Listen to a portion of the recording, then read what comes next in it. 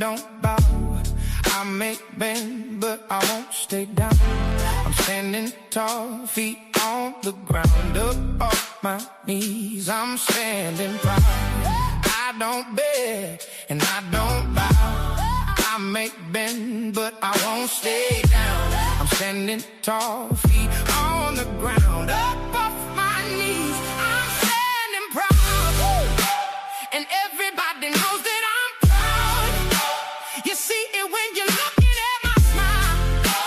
I rock it like it's going out of style. 'Cause I'm proud, and I'm proud, and everybody knows that I'm proud. You see me when you're looking at my smile.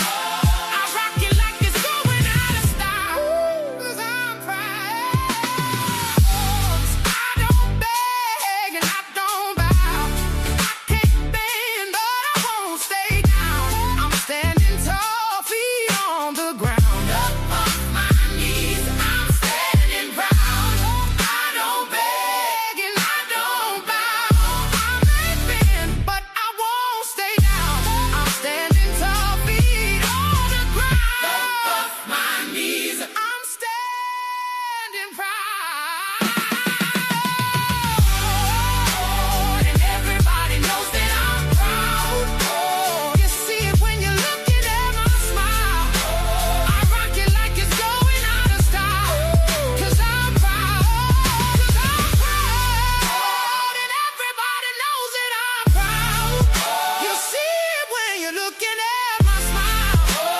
I rock it like it's going out of style. I don't beg and I don't bow. I may bend, but I won't stay down. I'm standing tall, feet on the ground, up off my knees. I'm standing proud. I don't beg and I don't bow. I might bend, but I won't stay down. I'm standing tall, feet on the ground, up on my knees. I'm standing proud. I don't beg and I don't bow. I may bend, but I won't stay down. Standing tall, feet on the ground, up on my knees. I'm standing proud.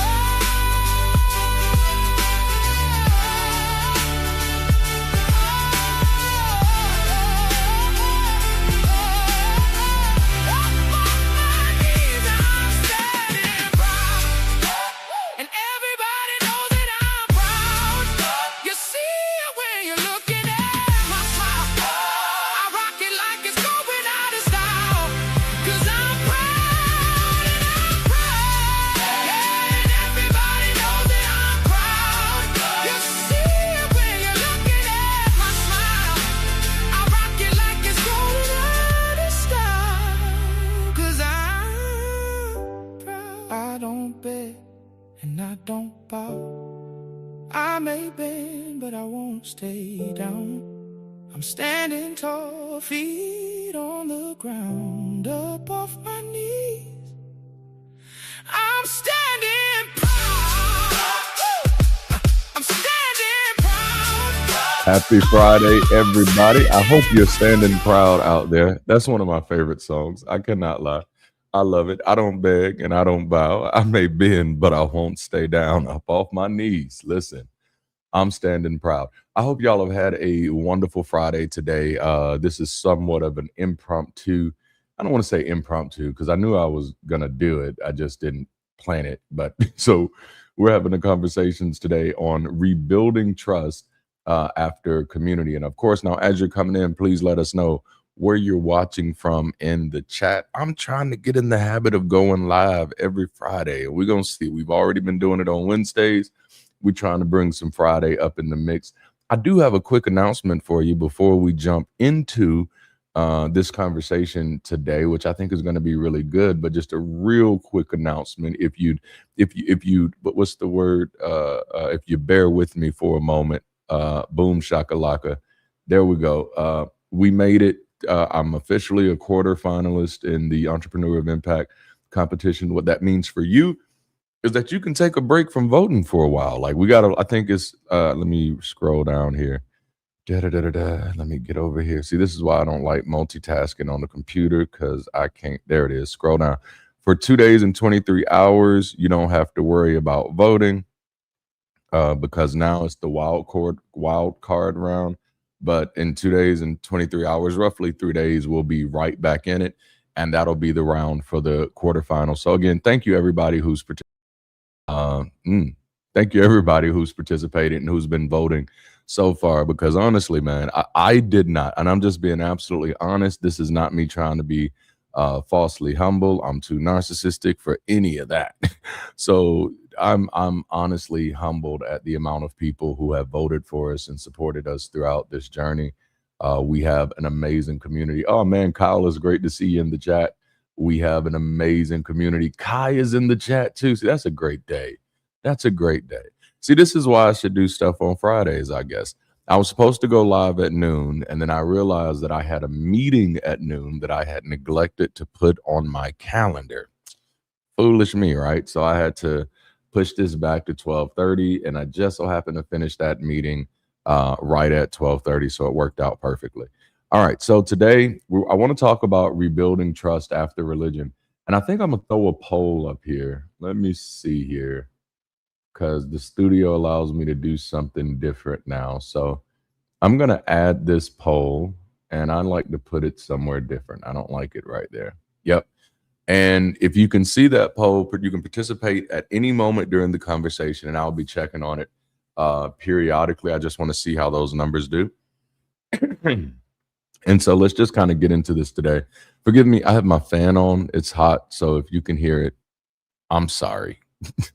All right. So I want to have this conversation today about rebuilding trust after religion. I did 2 videos this week on one was on naming isn't knowing. So knowing the name of something is not the same thing as knowing something. And then my video yesterday was on borrowed certainty. And I don't mean to shamelessly plug, but I'm plugging and I'm doing it shamelessly. Make sure to go check out those videos. But those videos exist in a vein where, and I'm understanding more and more that in a world where people leave high control religion only to find themselves locked into a high control culture, just knowing that religion is harmful is not enough. Nah, just knowing that a religion is bad is not enough. We have to know what's in the fabric of religion that makes it harmful, and to ask if those patterns are unique to religion alone. It's not a flex to recognize it in religion if we can't recognize it in our relationships. Can I run that back? Can I say that again? I think I will. It's not enough to recognize the patterns of control. It's not enough to recognize the patterns of coercion. It's not enough to recognize it, watch this, in religion, but yet not recognize it in our relationships. Like, and that's so sometimes I think, oh man, I see. So sometimes I think we get to the place where we think, okay, religion, that's what's wrong with the world. And in those 2 videos, I'm really trying to pose us, or really trying to help us look at this a little differently. Maybe religion is harmful because we the problem. Maybe politics are harmful because we the problem. You know, maybe government gets away with some of the most harmful things because we're the problem. Okay, so I think that whatever makes us vulnerable to religious control, if it remains undiagnosed, if you will, it can keep us vulnerable to coercive control in any community after religion. And if I had to give my unsolicited opinion, and it is unsolicited, nobody asked me for it, but I'm giving it anyway. It's my channel. I can do what I want to. So if I had to give my unsolicited opinion, I'd say the problem at the end of the day, the thing that makes us vulnerable to religious control, the thing that makes us vulnerable to coercive control in any relationship, in any organization, in any community, the thing that makes us most vulnerable from my unsolicited viewpoint is we got trust issues. That's why I put it at. Like, nah, that's the thing. Like we got trust issues. We got trust issues, right? Oh man. Yes. I love that, Kai. I love that's from Tanya Stevens. I'm gonna have to look that up. I know we got trust issues, and I don't even mean in the way that people normally mean. You know, like I got trust issues. I don't trust anybody, and I'm like, no, that's where I live now. No, I used to have trust issues. Now I have trust clarity. Oh, this is good. I used to have trust issues. Now I have trust clarity. Okay. Like now, like I was at an event last year where like I had to say like 3 or 4 times, like, oh no, I don't trust nobody. I don't trust anybody. That's and people say, "Oh man, you got trust issues." No, I got trust clarity. Now we're going to talk about that, okay? Because the truth of the matter is, we have trust issues for good reason, right? No, you have good reason to have your trust issues, okay? We were lied to, we were manipulated, we were taught to call fear wisdom, we were taught to call obedience humility, we were taught to call silence pain, we were taught to call submission love, and we were taught to call group faithfulness loyalty, you know, or group loyalty, faithfulness. So it's like, no, I understand why we have trust issues, but I like to get to the root of those trust issues because here's the part that we don't always want to admit. And I'm gonna say it for you. It's okay. You can't look in the mirror and say it. I'm gonna give you the words. We have trust issues for good reason, but it hasn't stopped us from trusting for bad reasons. Yeah, I'm gonna run that back because I want to make sure that hits all of y'all. I want to make sure that hits, whether you're watching live or later. And if it hits you while you're watching later, say, hey, that's me that it hit. No, we have trust issues for good reason, but it hasn't stopped us from trusting for bad reasons. Okay. Because I think sometimes we mislabel our trust issues. You think you not easily trusting people is your trust issue. I'd say your trust issue is you trusting too easily. I didn't mean to clap in the microphone, but it just felt too good for me. Like, no, you think you have trust issues when you do not trust easily. I'd say it's the other way around. No, it's you're trusting too easily that where the trust issues are coming from. And that's just me. That's my perspective. Okay.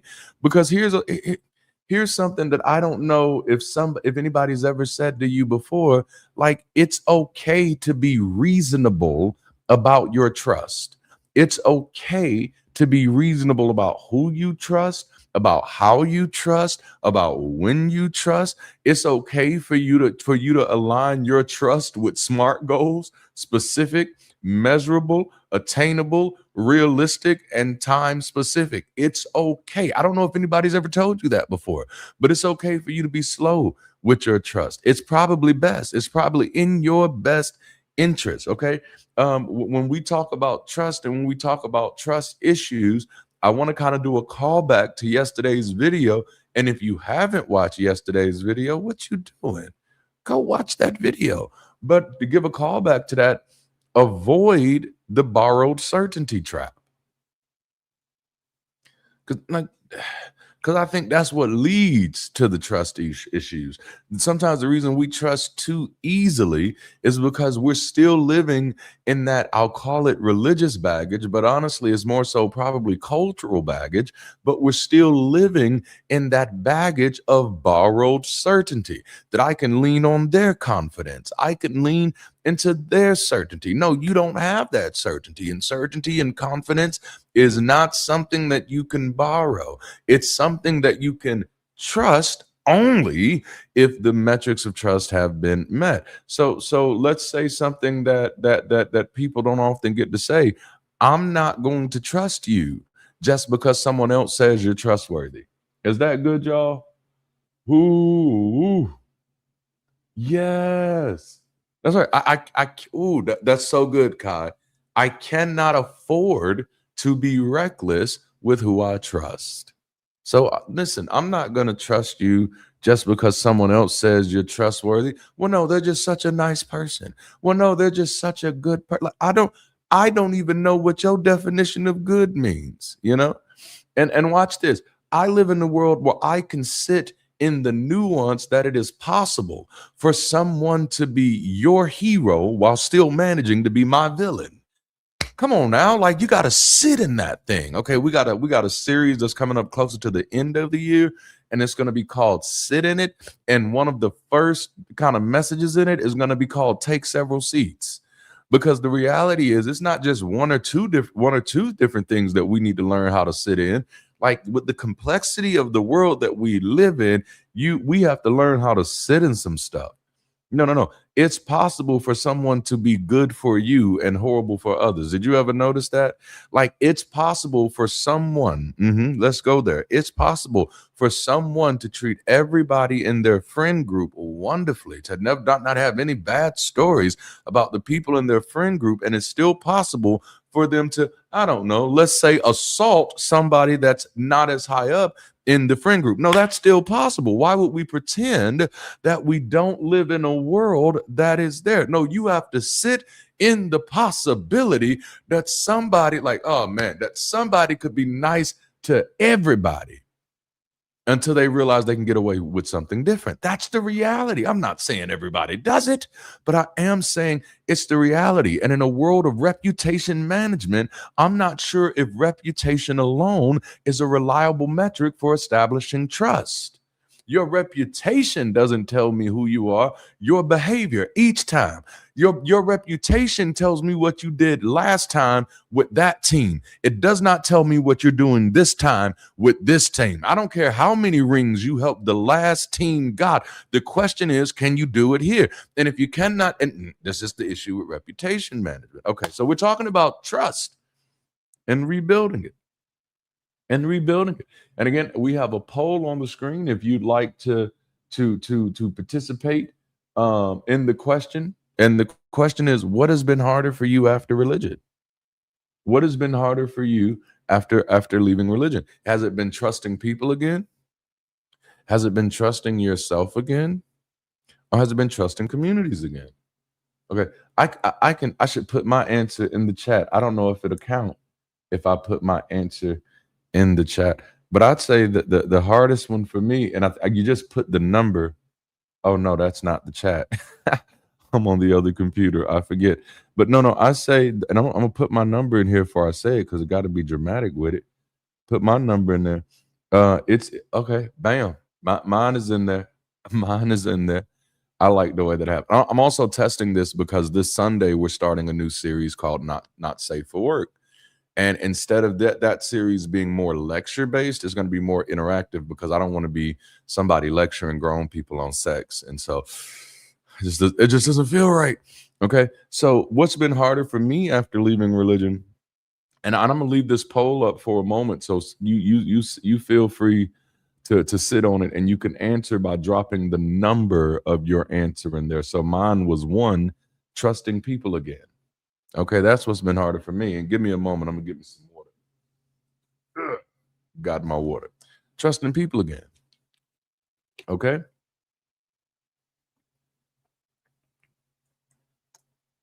And I don't consider that a bad thing. And whichever one you choose, I don't want you to consider it a negative thing. So to me, that's not trust issues. That's trust clarity. See, trusting without reason or refusing to trust without reason is not a trust issue. That's trust clarity. It was trusting without good reason that led to the trust issues. That is the trust issue. When I trusted you because such and such said trust you. When I trusted you because the community said you was good. When I trusted you because the Bible said so. And I'm like, well, no, that's not how trust works. That's not how about trust works, you know? And so for me, the hardest part after leaving religion has been trusting people again, trusting myself again. That took some time, but that's definitely been the easiest, you know? And trusting communities again, woo. I'm gonna tell you, man, that one is probably a non-factor for me. And I'm gonna be just as honest as I can. The reason that one is like I wouldn't be building community if I trusted. Oh, y'all don't want to talk to me. No, I wouldn't be building community if I trusted the communities that were out here. I just be a part of those. So trusting communities is not a non-factor for me. This is one of the time. This is one of the reasons why I spend more time in my meetings getting to know people than anything else. Because before we even really, like, we call ourselves a community because that's what we aspire to be. But before we ever really get to be a community, before we can build a trustworthy community, we first have to build a group of trustworthy people. Yeesh. That's good. I didn't mean to go into tongues, but damn it, that's good.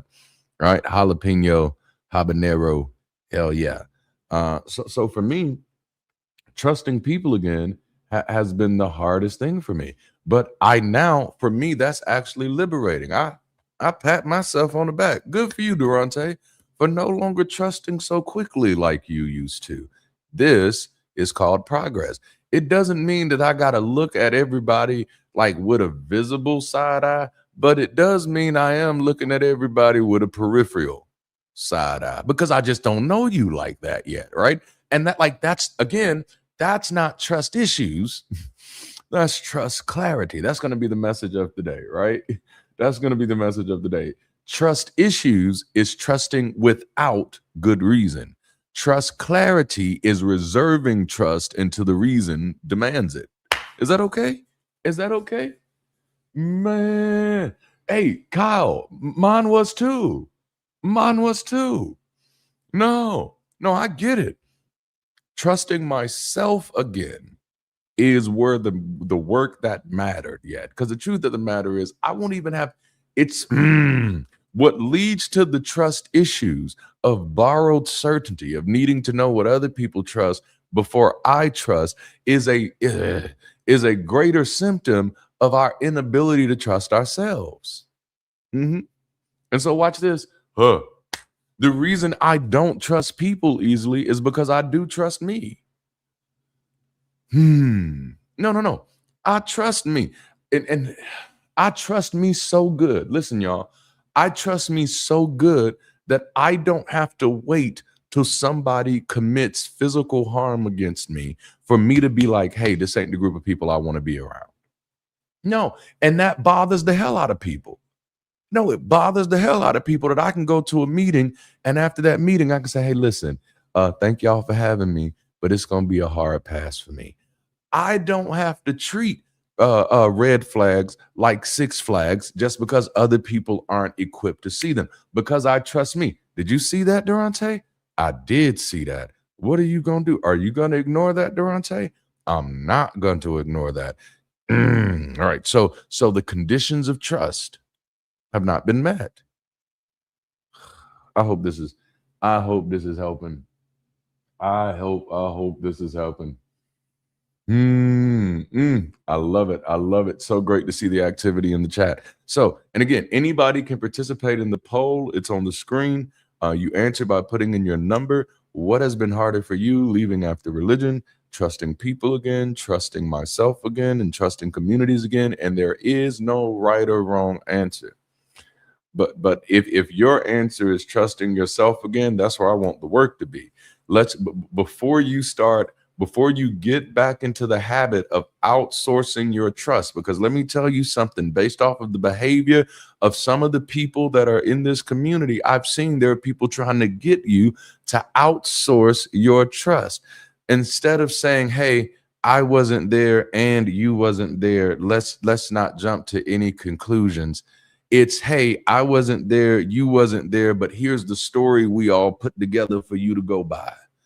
That but if you can't trust yourself, you shouldn't be trusting nobody else. Okay, you are the most vulnerable. If you can, let's start there. Start with trusting yourself. And you got to test it. You're going to be wrong. Sometimes your spidey sense is going to be going off and you're going to miss a friendship. That's okay. You're not perfect. You listen, trusting anybody before you trust yourself as an adult, in the words of Ian Van Zant, is out of order. Is out of order. You don't, in my humble opinion, I done hit the microphone. In my humble opinion, You don't have the ability to trust other people until you restore your trust in yourself, because you have to be able to measure what you see. You have to be able to measure what you're witnessing. You have to be able to measure what you're experiencing, and you have to be able to trust your ability to look at what you're looking at and call a spade a spade. You know, and so as long as you're outsourcing it, there's always going to be somebody with a better measurement of what you should trust in any community that is using any type of behavior like that. That's like, ooh, red flags, triangulation, and everything. Let's not do that. All right. So, and again, the poll is going to be up for a while. Look at there. I see that. Yes. Yes. Here is the story we fabricated for you. Right, like literally, I've gotten emails like that. And I was just like, let me clutch my pearls, apparently. Okay. So I think what we don't realize is that we didn't just leave belief systems. For those of you who left religion, I'm talking to you. Some of you, you didn't leave religion. You were smart enough to never jump in that cesspool. Your parents protected you for somehow. But for the rest of us, you didn't just leave a belief system. You left a trust system. Okay. No, religion doesn't just tell you who to believe. It shapes how you trust. It shapes when you trust. It shapes the condition of your trust. Let everything be established by 2 or 3 witnesses. It shapes the measurements of trust. Well, enough people are saying the same thing, so it must be true. No, that's not how truth works. Not in a community of skepticism and epistemic humility, not in a community that understands logical fallacies and appeal to authorities and appeal to the majority. In this community, we saying stuff like, well, if enough people are saying the same thing, oh, so I guess flat earth is a thing then, huh? Enough people are saying it. No. So we don't outsource our trust. You didn't just leave a belief system. You left a system that trained you, postured you in how to trust, when to trust, why to trust. We left a system that trained us how to trust badly. And that's where our trust issues come from. Our trust issues come from we learned how to trust badly. I'm gonna give you a comical example, but it's a true example. It's comical, but it's true. And that is back in my heyday of doing like content editing and stuff, I'd be editing these preachers videos, and some of them, they were doing a little couples thing, and it was bringing all of the old couples together. Why y'all been married so long? How it worked? Like, how y'all do this? It's just so amazing that 2 people, for whatever reason, managed to live together for 40 years without killing each other. Apparently, that's such a great accomplishment. I think that tells you how bad the state of affairs really are. But no, so I'm editing the video and I'm watching the video at the same time. It's just this beautifully elderly couple, just beautiful, just beautiful.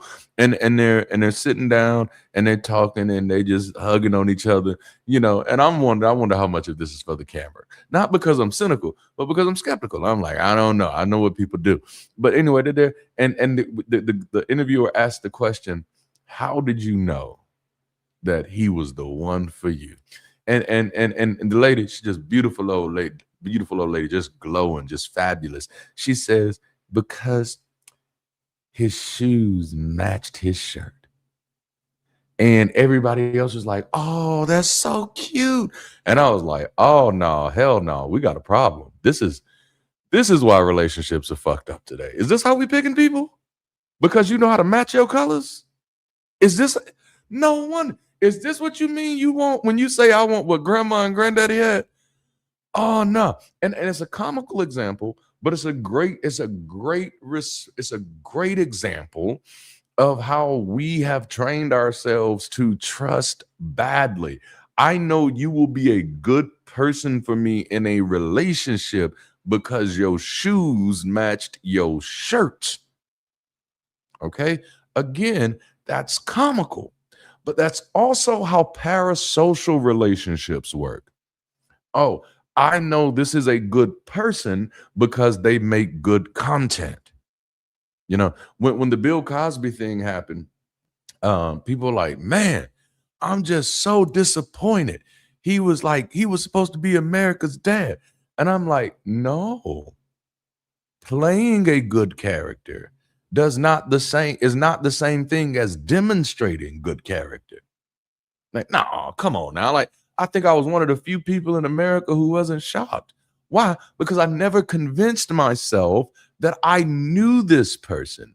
All right. And so we have to be very careful. Again, parasocial relationships, we have to be very careful when we're allowing ourselves to pretend to know stuff that we don't know.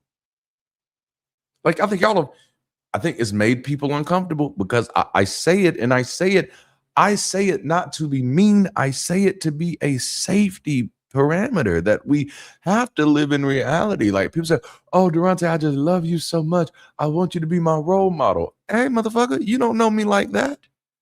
You don't know me well enough to want me to be a role model. Don't confuse good content with good character.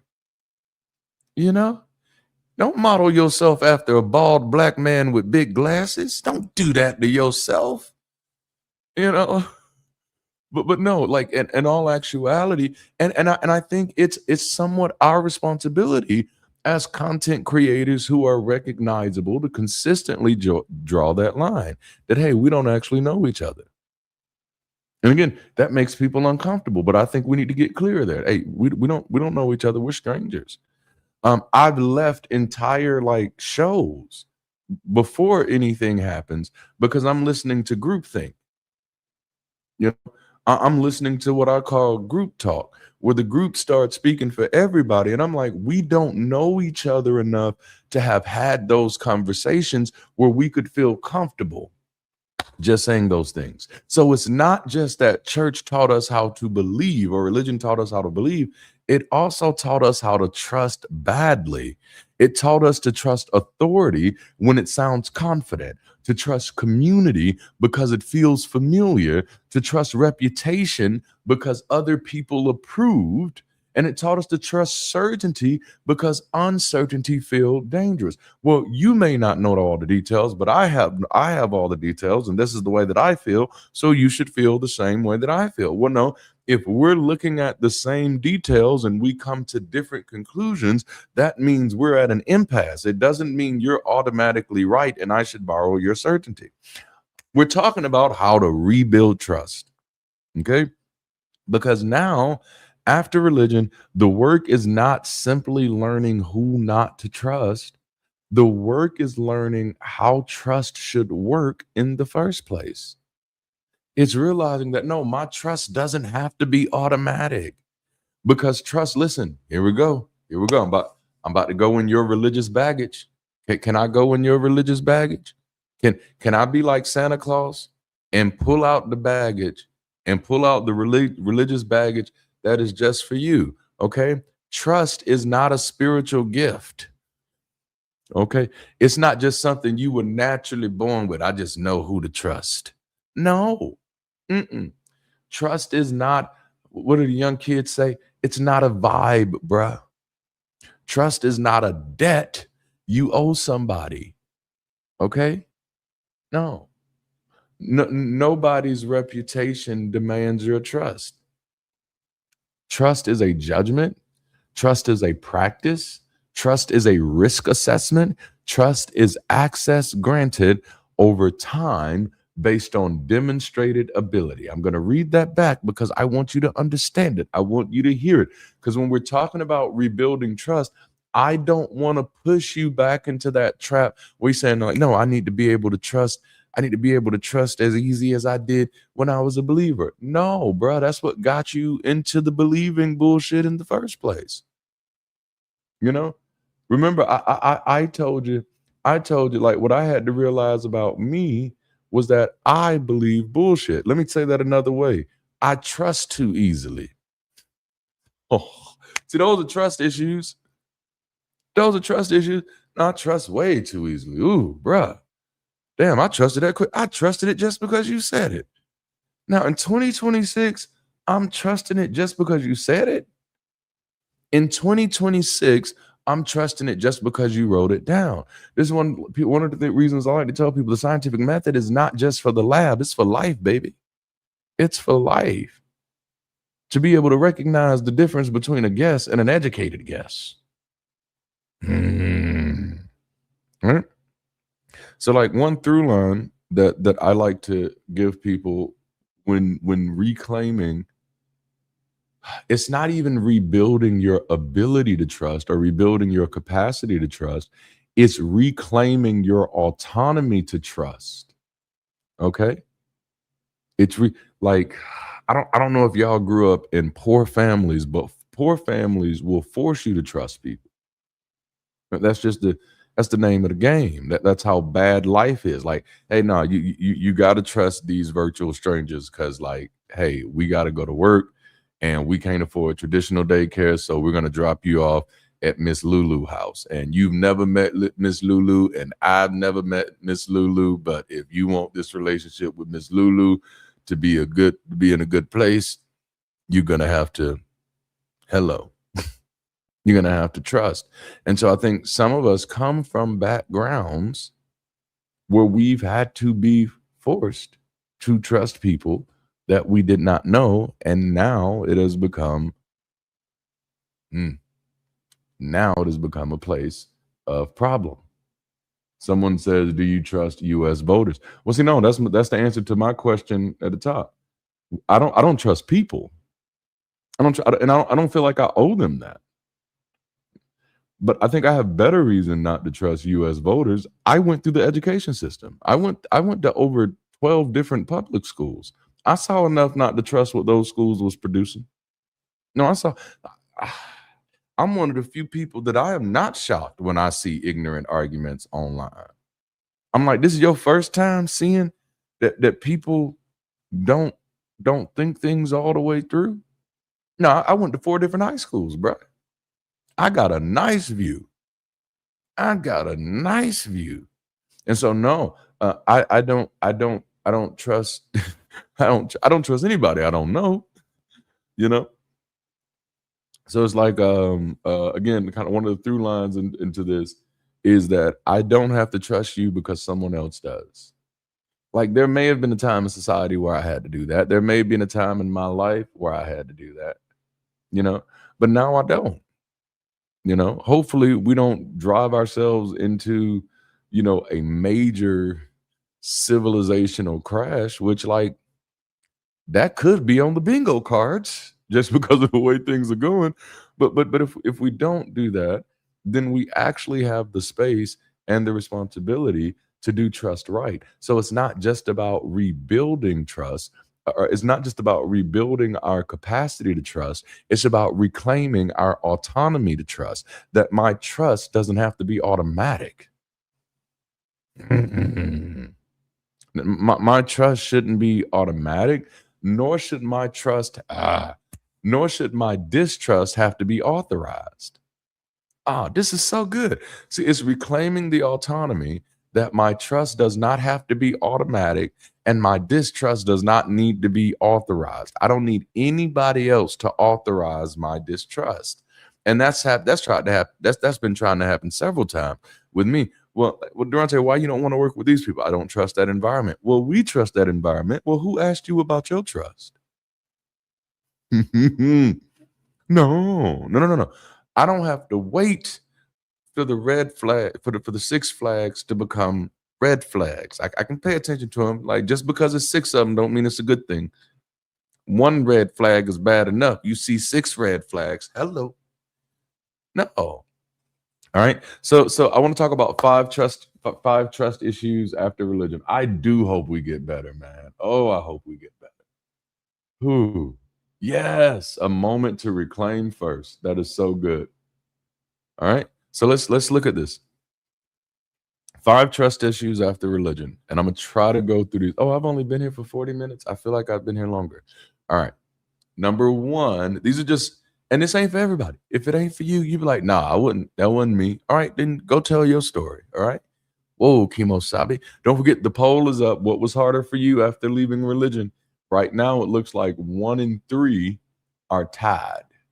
1 in 3 are tied. All right. What's harder for you? What's up, Jude? What was harder for you after leaving religion? Trusting people, trusting yourself, are trusting communities. All right. So let's talk about some of these trust issues that we get from religion. And just to kind of recap, not trusting people without good reason is not a trust issue. That's called trust clarity.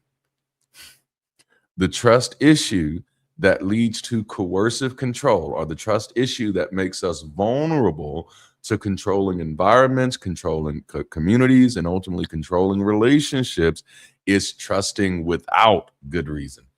Trusting without good reason is the trust issue. Okay. And so, looking at it from the context of religion, one of those things we were taught to do in religion, one of those trust issues, and maybe you weren't taught, but we were just talking. Okay. We were trained to trust authority before evidence. Okay. I don't even know how many religions are produced. I don't, as far as the Christian religion, I don't know how many churches. I haven't seen it. I haven't seen churches really build conversations around the evidence for Christianity. No, you're taught to trust the authority. You know, you'll have to try. You're taught to trust the authority before the evidence. As a matter of fact, you're given the authority long before you're given the evidence. And many people don't recognize this with religion, because in religion, we think the authority is the preacher. But the majority of us, many of us by far and large, didn't go to just one church. So which preacher had the authority? But in religion, the authority isn't the preacher. Are you ready for this? In religion, the authority isn't the preacher, the authority is the culture.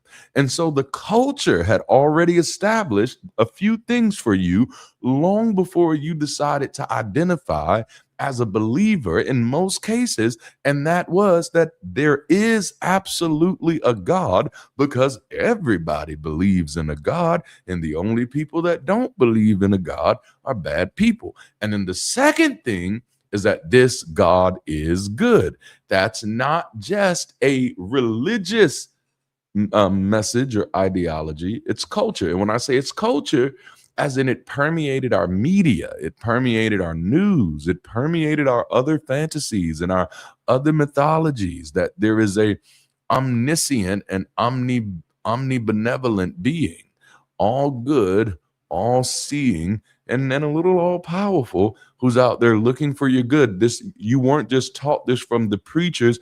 As a matter of fact, check this out. If it was just the preacher saying it and not the culture saying it, we probably would have looked at it cross-eyed. But the preachers were I don't want to say only, but the preachers were reinforcing the imagery, the language, and the narrative that we were already hearing in culture. And so by the time we go to the church and the preacher says Jesus was born and died and rose again, we're not even asking for where the evidence is, because we've already accepted the cultural authority on the matter. Oh my goodness. I'm sorry, y'all. I didn't mean to go this far. Ooh, yes. And if the evidence contradicts the authority, you're taught to assume you must be missing something. See, that's so good, because that fits not just with our religious deconstruction, that fits, again, it's no good to recognize the harm in religion if we can't recognize it in our other relationships. And that's just a perfect way to say that. That cultural authority is focused on the youth. Absolutely. The peer pressure is strong. All right. So in high control religion, trust flows downward, not outward. Trust is not something you have the autonomy or the agency to decide for yourself. In religion, trust is almost treated like learning to swim. You know what I'm saying? No, I'm just going to throw you in the water whether you trust me or not. Whether you think you can swim or not, I'm just going to throw you in there. So trust in religion often flows downward. It isn't cultivated inward and outward. It isn't cultivated on the inside and then something that it's not a muscle you develop. See, this is what leads to the trust issues. In religious training and cultural training, Like when somebody tells you, hey, if you step on the crack, you're gonna break your mama's back. You don't get to train the muscle of saying, now, how does that work? And why should I trust that?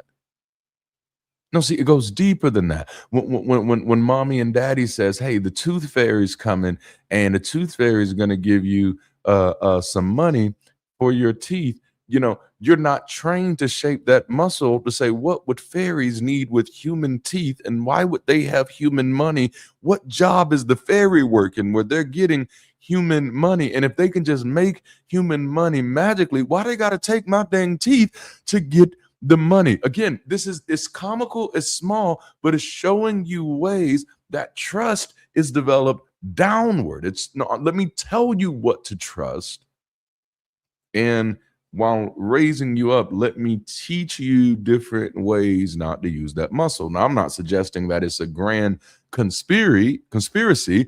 I'm suggesting these are the sociological results of living in a society that has been so steeped in religious superstition and again, cultural superstition. This is what we get. This is what we get. The thing that led to my outing at the Christian, or the last, well, wasn't the last one, but the second to the last Christian organization that I worked for, the thing that led to my outing was I made a negative statement about Santa Claus. And I'm like, nah, this brother don't believe in Santa Claus. We know he don't believe in Jesus. Because it's like the Jesus Claus. It's like Santa Christ. They work hand in hand, you know? But I said I was the negative statement I made is that I was noticing that we have an entitlement problem among some youth, and at the time I wasn't just talking about people incredibly younger than me. I was talking about the youth that I grew up with, that we have an entitlement problem, and it may come, I ain't even got to the Jesus character yet.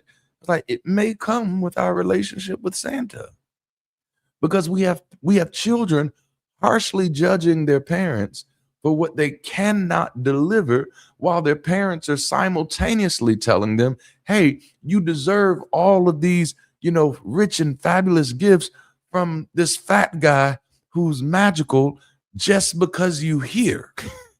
And I am going to, instead of connecting you to the fact that mama's working 2 jobs overtime to afford this, I'm going to tell you that it's all magical, and then somehow be upset with you when you don't appreciate me. Well, you robbed me of the ability to appreciate you by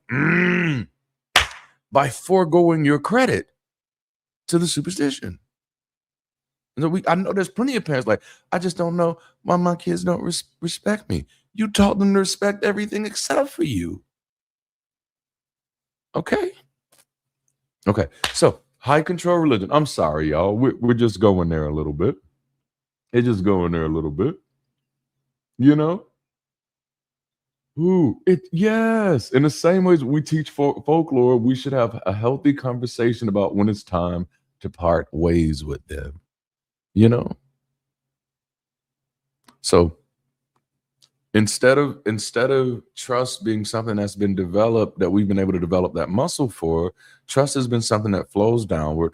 The pastor will tell you who to trust. The elders will tell you what to trust. The Bible is going to tell you what to trust. The tradition will tell you what to trust, or the group will tell you what to trust. You're not taught to ask, is this person trustworthy? Because there's always someone trying to get you to borrow their certainty, to borrow their confidence. You're not taught to ask, is this person safe for me? You're taught to ask, are they in a trusted position? And then that's the dangerous thing, because then positions, the reality is, and here's another moment where we can just sit in it. we could just sit in it. Right, Kai. Well, I give you the presents. Like, why should some mythological dude get all the credit? You know? Ooh, that's right. So, like, the nuance that we have to learn how to sit with is positions can be occupied by unsafe people. Like, that's the reality. I don't care how much of our label shares. I'm like, this at the last event I was at, or the last big event I was at, I guess is how you say it. But as I told people, like, oh, I don't trust people. Like the way y'all run up to people like y'all just know these people and you've never seen these people before. You've only seen these people online, and I'm a little concerned that that's even the way we're cultivating this environment, which is come see this person as opposed to come get this information, as opposed to come be a part of this community. Like I'm like, ooh, I don't know if we're doing that on purpose. But to me, and it's just somebody who comes from the church world, I mean, don't mind me. What do I have? 2 decades of experience in mega churches. I mean, that's nothing, right? But to me, I'm like, that might not be great. Okay. So titles, and hear this good, titles don't create character. Platforms don't create integrity. Popularity does not create accountability. Just because the circle is popular does not mean the circle is accountable. How do you even define accountability? A person can have a microphone and still lack maturity. A person can have a following and still be unsaved. A person can have a reputation and still be reckless. A person can be loved by your community and still be harmful behind closed doors. Like that shouldn't, like to me, the moment someone gets into incredulity, well, I just can't believe such and such would ever do something like this. I know that we've already left the realm in logic. I live in a nice middle class neighborhood. And if you told me that one of my neighbors was running sex slaves in their dungeon, I'd be like, you know what, that's a possibility. So anytime I see people like, oh no, that's not possible, I'm like, what in the world do you live in? I bleep my own self there. I'm getting good at this. I'm getting good at this. Ooh. Sooner or later they become the villains. That is so true. Yes. That's so true. Some of my greatest heroes became the villains of their own people. Not intentionally, but it's like we have to let go of that hero fetishism. You know? There's so much to unpack in that. There's so shout out to Harvey Dent. Yes. There's so much to unpack in that. Well, like I tell people, cults aren't built from the top down. They're built from the bottom up. Okay. No one person should have all that power. Right. The quote is no one man should have all that power, but I be trying to watch my gender normative language sometimes. I be trying. It don't always come out right. Okay. So we often fall for the ornamental because we were never looking for the functional. And that's what I mean when I say we trust too easily. So we say, I trusted somebody. And like, what if every time you said, I trusted, somebody stopped and asked, okay, what were the metrics of that validated your trust? That's such an uncomfortable place to be put in, right? Well, like I really trusted these people. What information did you have that demonstrated that these people were trustworthy? What had you observed that said these people were trustworthy? Ooh, now see, that's a different questions. That's like I don't know what I observed. I thought they were trustworthy because what Darante comes on like every Tuesday and every Thursday, then he's live on Wednesdays, Fridays, and Sundays.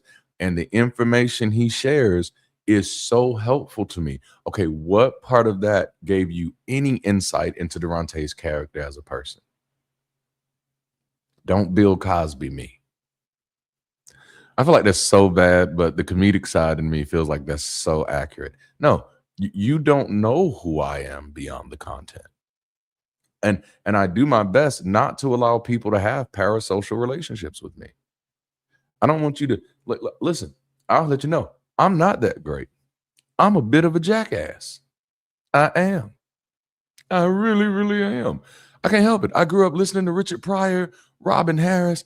Oh, I make jokes when jokes are not appropriate. This is why when even as a preacher, I couldn't sit in the pulpit. I had to be one of them churches. Well, let me sit in the front row so nobody can see my face. Okay. I was at a funeral one time, sitting in the pulpit because one of them traditional churches. And I'm like, I shouldn't be up here. I'm sitting in a funeral and somebody's cell phone go off and it's hello from the other side. Oh, this face? This face? Oh, bro, let me get up. Let me get up right dang now. All right.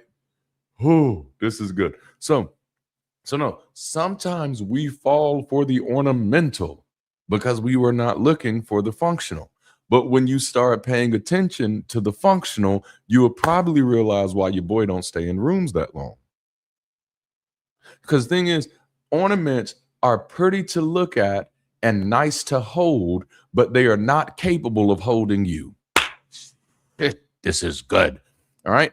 Ornaments are pretty to look at and they're nice to hold, but an organization, a community, a relationship that is ornamental is pretty to look at, it's nice to hold, but it is absolutely incapable of holding anybody. And so when I look at partnering with other people, when I look at working with other people, I am not looking at how many subscribers they have.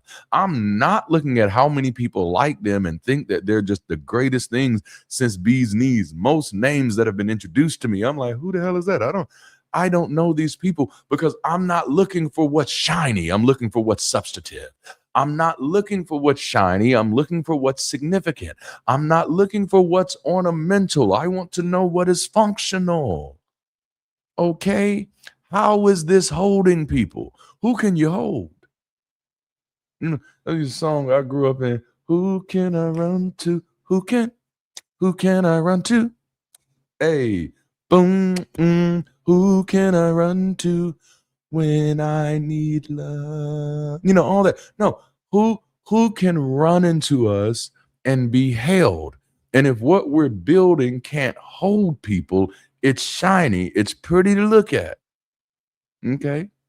It's nice to hold, but that is fragile. It be dropped one time and it's going anywhere. Oh, escape, yes, indeed. Oh, yes, and that's right. Who someone is on stage is not necessarily them off stage. Like I think what people would be aggravated about with me. Okay, if you got to spend a day with me,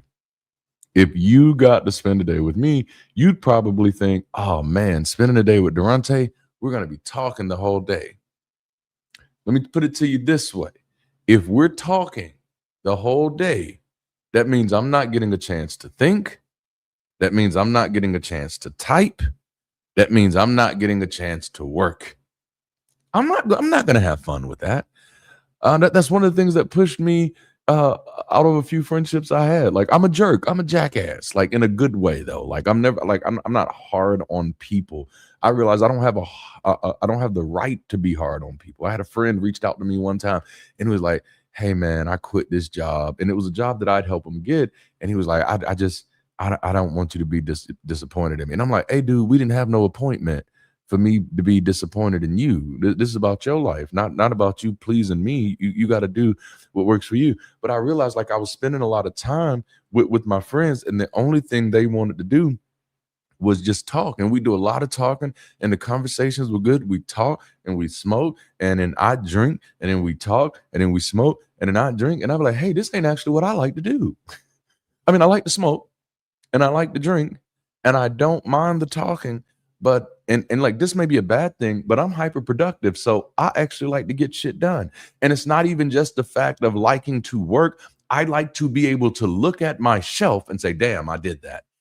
Because this is personal. I lived I lived such a long part of my life never getting anything done because I was waiting on the validation and the support and the encouragement of other people. But in 2014, when I lost my religion, if you will, in 2014, I made the decision that I'm going to start doing things not just for other people. I'm going to get it done because it's important to me. Because in doing so, I'm building the skills that help me get better at the things that are important to me. I didn't mean to take that long rabbit trail. Oh, man. But again, the big point is we often fall for the ornamental because we're not looking for the functional. How does this functional? How does this function?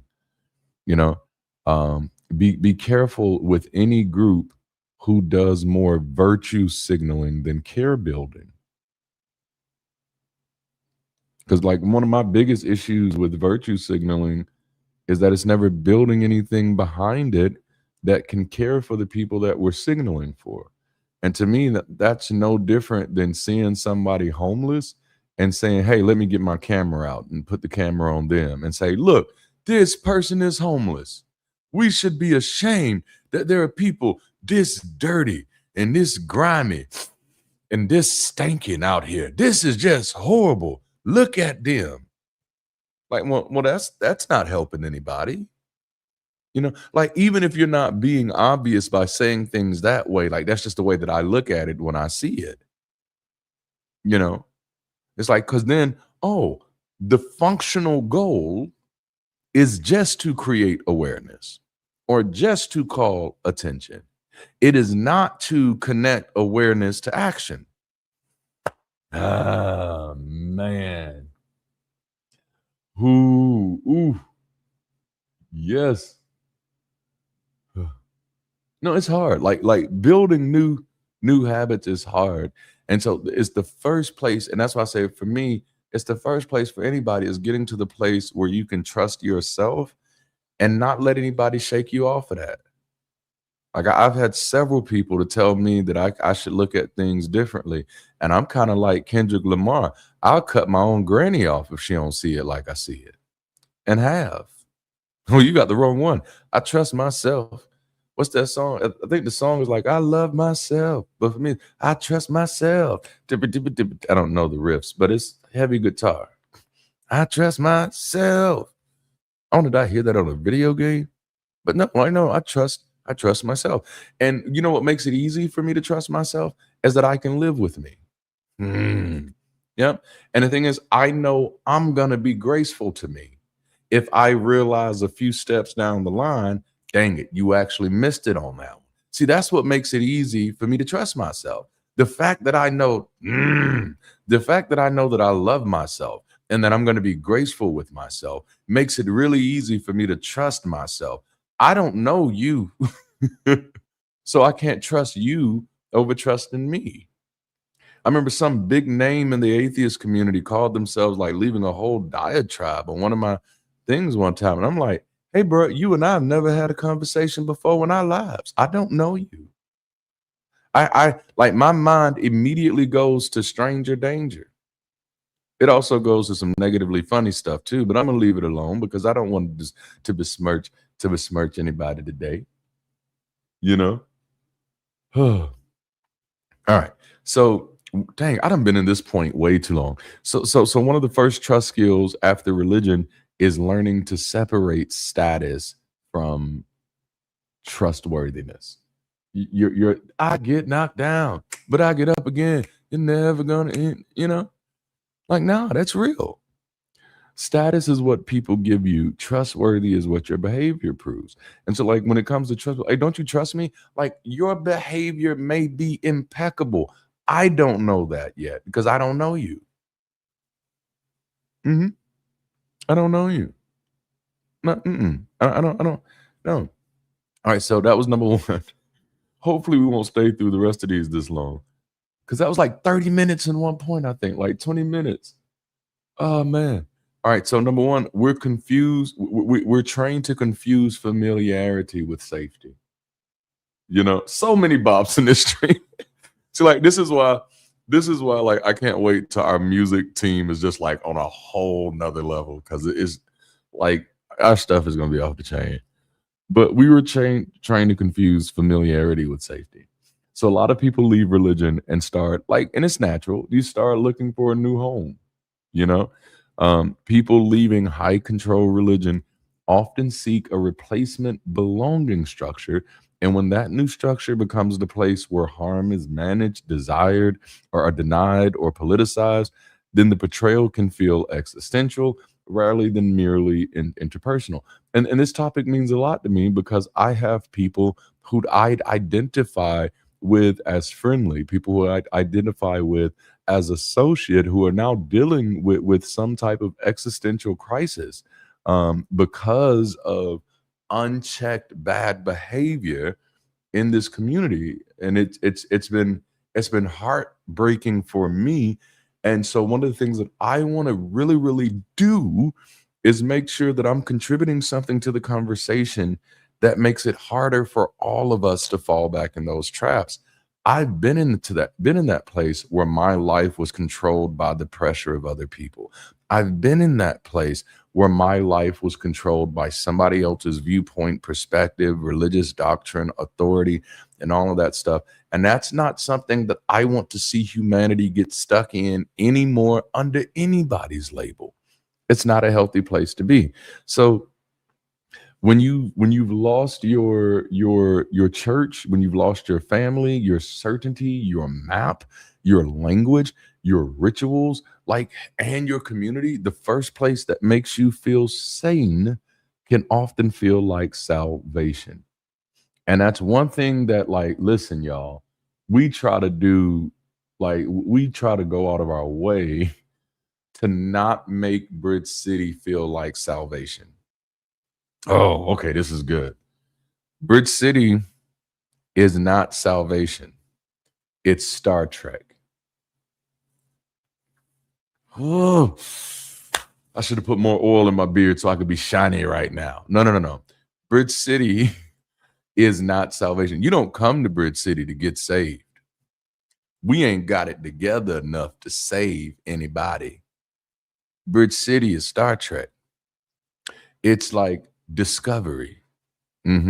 It's like Enterprise. Y'all don't hear me out there. It's like The Next Generation. Okay, come on now. It's like Deep Space Nine. Okay, maybe that one doesn't work. God, see you Sunday, Jude. Maybe that one doesn't work, but it isn't a place. I try not to present Bridge City as a place where you come in and you're saved from everything that's going on in the world. Like, nah, that's not what it is. It's the place that you come and we try to figure this out together, and we commit to taking back that agency. We commit to taking back our autonomy. We commit to taking back that responsibility to sit in the discomfort of differences, whether they're different opinions, different ideologies, different ways that we show up in the world, because we have to find a better way of navigating that. But once you leave religion, it's really easy to look for the most familiar institution you can find. And the problem with that is then we build our relationships with people over what we left instead of what we're trying to build. And just to give you the most non-technical version of what that is, I'm going to call that a trauma bond. I don't know why I'm doing spread eagle right now, but it just feels right. It feels right. All right. It's a trauma bond. And like, I've been calling this out for months now. It's like, oh no, we're not going to build healthy ecosystems if the ecosystems we're building are about incentivizing rage or about incentivizing trauma. It's like, and I say this because I have experience here. Again, 2 decades in ministry. I don't know, maybe that doesn't count for anything, but I know there's a difference between churches that I'm just talking about from a sociological perspective. There's a difference between churches who focuses on what they lost and churches who focuses on what they're winning. There's a difference in the culture. There's a difference in the climate. Maybe it's just something in the water. Okay. But no, there is a difference. We typically become what we focus on.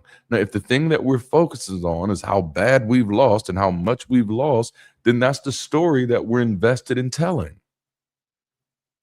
And so we're incentivizing other people. Like, that's why at churches, like, you notice the testimonies, especially the churches that focused on that. Not a lot did. This is a very subculture of church, but the churches that did focus on like the negative testimonies, the testimonies got more and more outrageously negative in order to sustain the ecosystem.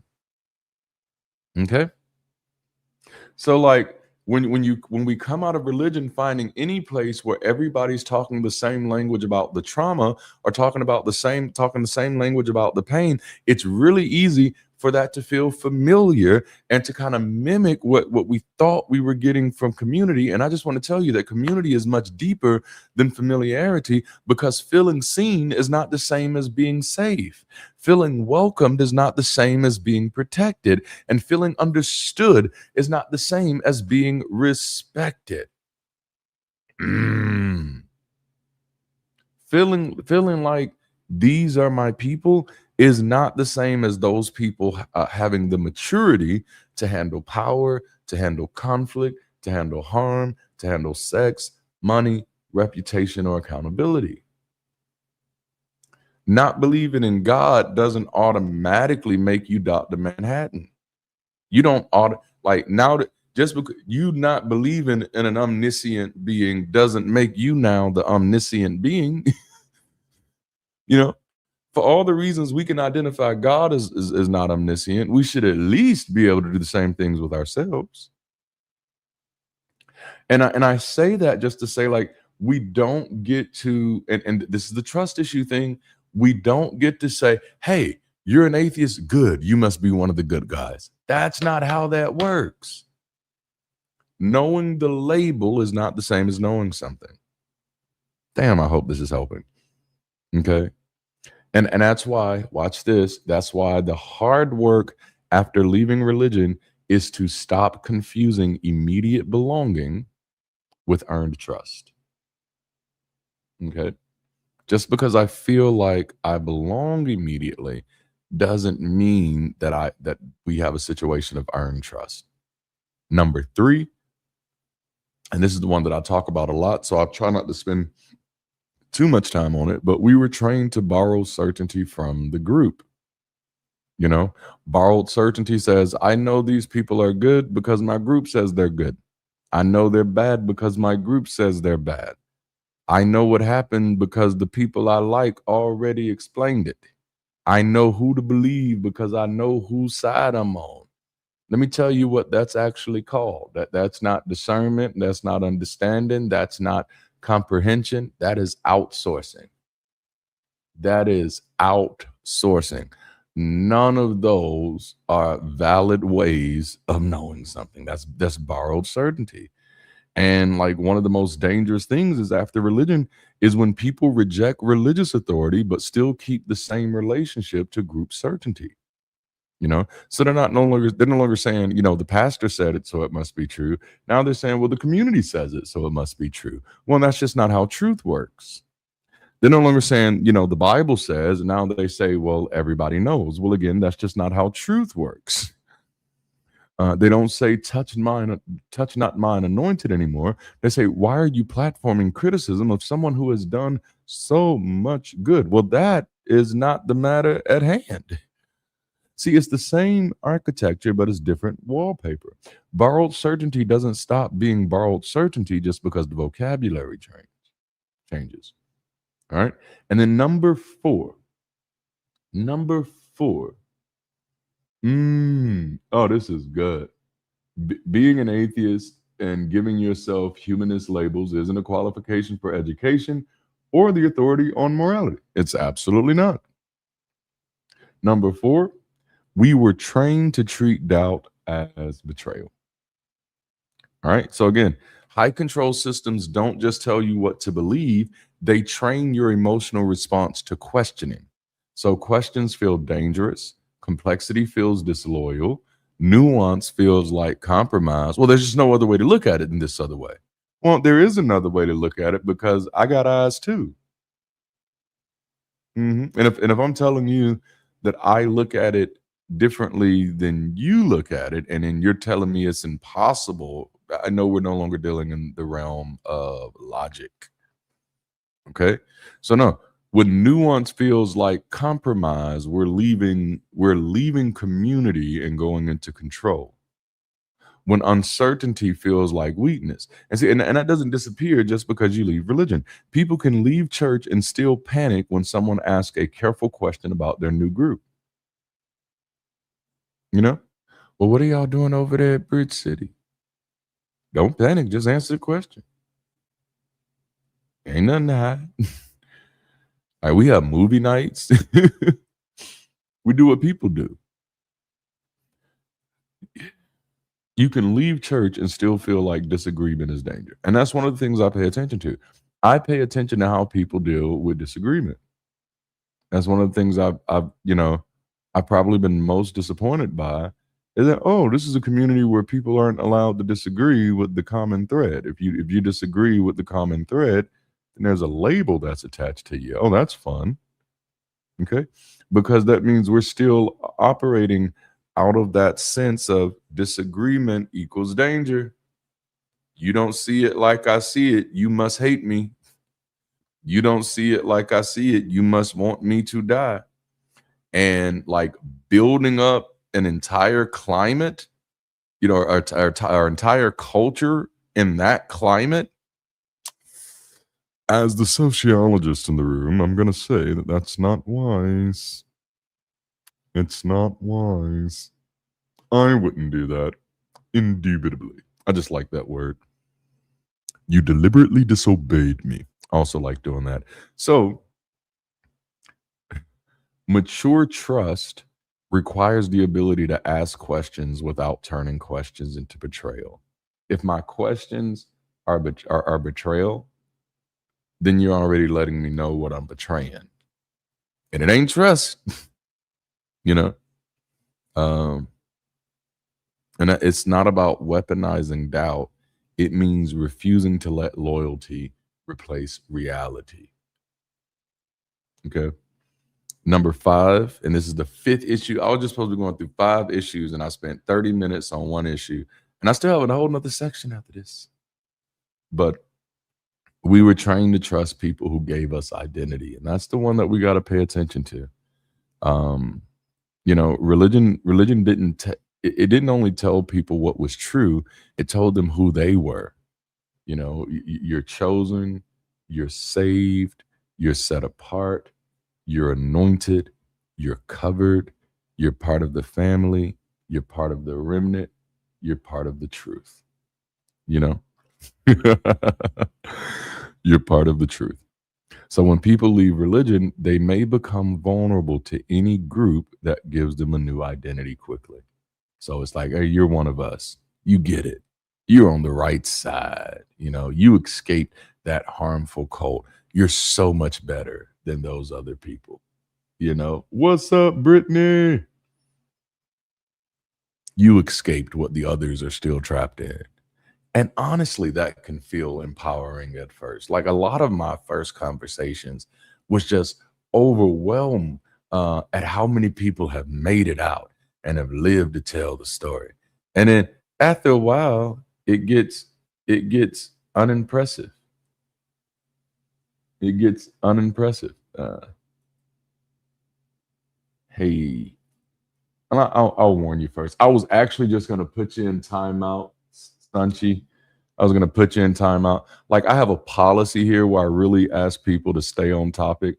And listen, and that's this. You may not be meaning to do this, Sanchi, but like the topic is on the screen. The chat is going. You can clearly see what we're talking about. I'm going to assume your ears work because you're on YouTube. I told you I got a little dark side, but I'm assuming your ears work so you know what the conversation is and you know what the conversation isn't. So if that's the conversation you want to have, I'd love to direct you to another channel.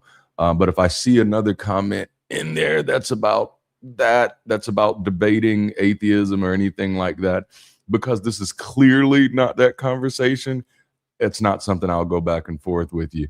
I recognize when somebody's operating out of order, So no, this isn't that place. Now, there are places that are desperate for people to call in and talk about stuff like that. I would encourage you to go there, but I don't even know if they're safe. I got to be honest with you. But thank you for taking that in good faith. See, I'm glad I didn't remove you.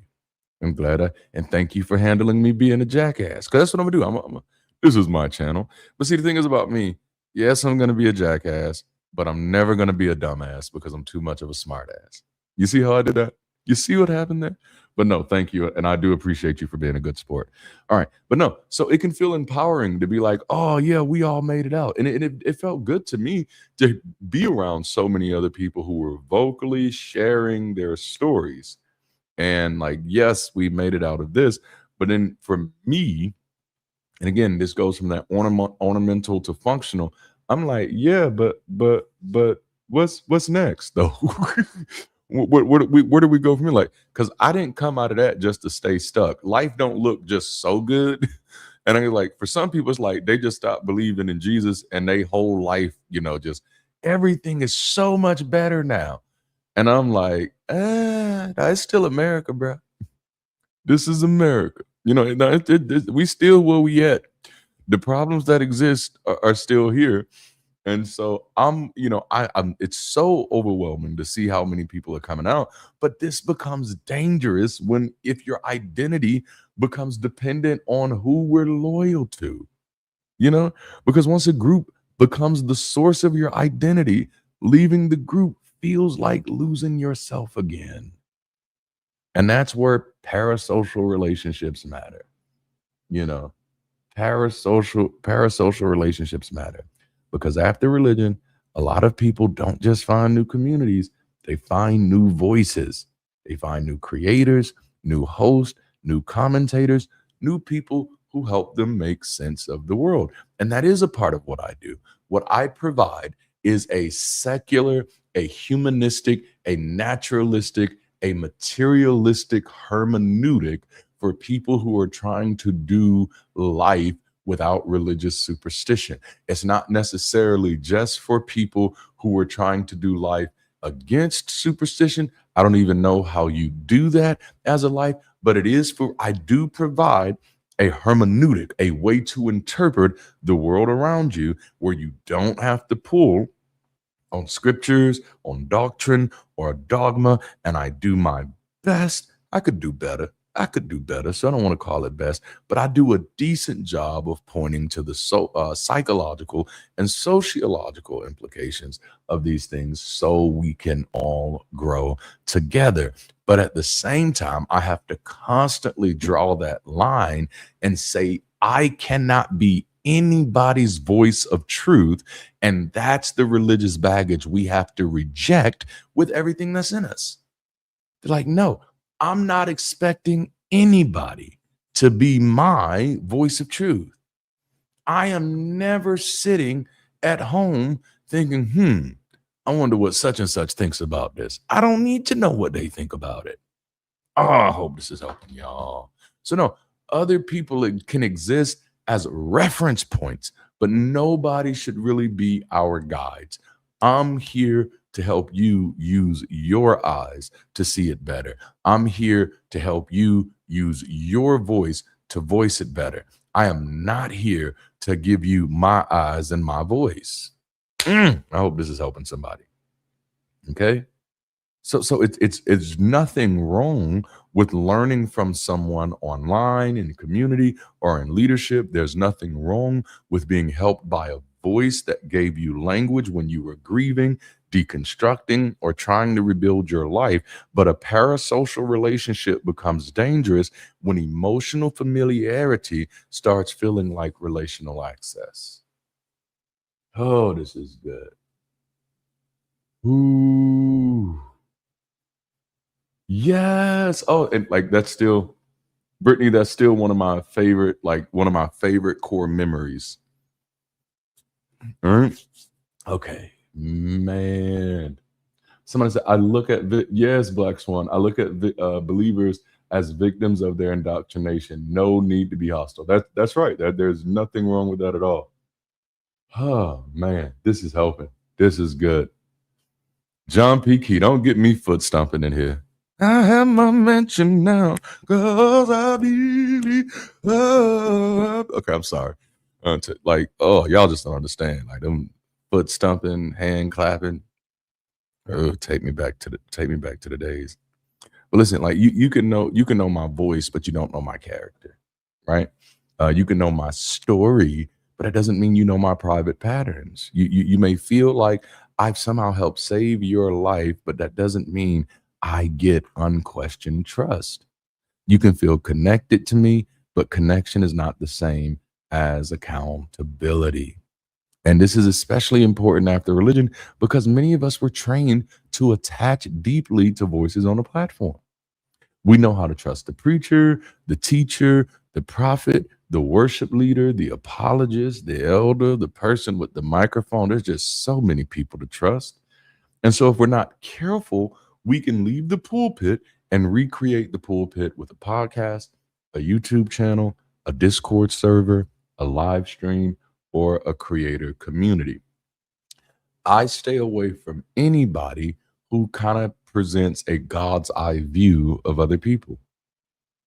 You know, I remember getting a call when a fellow content creator was going through something, and somebody from a show that I was on, they just called me and said, "Hey," or sent me a text message or a voice message, and it was just like, "Hey, I just wanted to let you know that you're not going to be negatively impacted by anything that's happening with that person." And my first thought was like, "Ooh, why should I?" Like, I'm weird like that. That's what I'm like. Why would anything they got going on have anything to do with me in that type of way? And it was like, and then also, I think they're just doing this because they're trying to build up their channel so they can be on something like Joe Rogan one day. And I was like, oh, so we hating now? Is like, because why would I care? Why would I be that invested in somebody else's future possibility of success, or what may have you, however you may look at that, where I'm saying, no, if one day that person is going to be on Joe Rogan, they have to be stopped now. Wow, did we just go back into Dirty Dancing? That's what it feels like. It feels like we're in that town. Actually, it feels a little bit more like we're in River City, where we've got trouble right here in River City with a capital T, and that rhymes with P, and that stands for pool. You got to grow up on musicals to know a little something about that. But no, which I did think Family Guy did that too. But at the end of the day, it's like, again, it's the same architecture. It's a different wallpaper. A creator can be meaningful without becoming your moral authority. That's one of the things that we try to do different with leadership at Bridge City. Nobody in Bridge City who's a leader has any authority over anybody else. Like, I ain't got no authority. I don't have authority. Leaders in Bridge City don't have authorities. It's unnecessary, number one. Leaders, especially at this juncture, it's unnecessary. So leaders at Bridge City are not people who signed up to have authority. I feel bad for the leaders at Bridge City, because it's for people who signed up for responsibility. In my humble worldview, authority over other people is always an illusion. And I'd rather build community structure that doesn't require it. You're not a leader at Bridge City because you have authority over somebody. You're a leader at Bridge City because you signed up to be responsible for some part of what we're doing. You know what I'm saying? So, this is good. So this is where high control social systems can get power. It's not always through formal rules. And it's like I say, cults aren't built from the top down. Cults are built from the bottom up. And most of the times it happens through belonging. And this is what I call, are you ready for this? A high control social ecology. A high control social ecology. That's a decentralized network where influence, access, loyalty, reputation, and audience pressure can create cult-like effects without a formal cult-like structure. And the reason I'm highlighting this, because everybody thinks cults have to be organized. Everybody thinks cults have to be led. And I'm like, no, cults just have to be participated in. The moment we're participating in cult-like behavior, we've made it possible to create it. And at the end of the day, it comes from that borrowed certainty. I'm not 100% sure if this is right or wrong, but if enough people can tell me that it is, that's enough to convince me to act. And it's like, oh, be very careful. Be very careful. Yes. And like I cannot disagree with you, Ash. I want to disagree, but I can't. I can't. Oh man. Can nature rebuild trust in spirituality after religion? I don't think there's any need to trust in spirituality. Like that would be where my mind would go. Um, I think spirituality again is a word that people use for the things that they don't understand. And again, to me, that's the borrowed certainty. Is that well, there has to be something spiritual. Why? Until we can demonstrate it. And I think I was saying this on a live that I was with yesterday. Until we can demonstrate it, we're just doing the same thing we did with religion. Well, this has to be because so many people believe it is. But that's not actually how you determine what has to be. What has to be, if something has to be, that means there are other things that exist because of it. But you can only get there based off of measurement. So let's end this with a reasonable, have a great day, Kai, with a reasonable trust framework, because that's been the really big, one of the big undercurrents for this conversation is that you have the right to be reasonable with your trust. And again, if you grew up in a Poe family like I did, then many times you think that trust is automatic and distrust has to be authorized.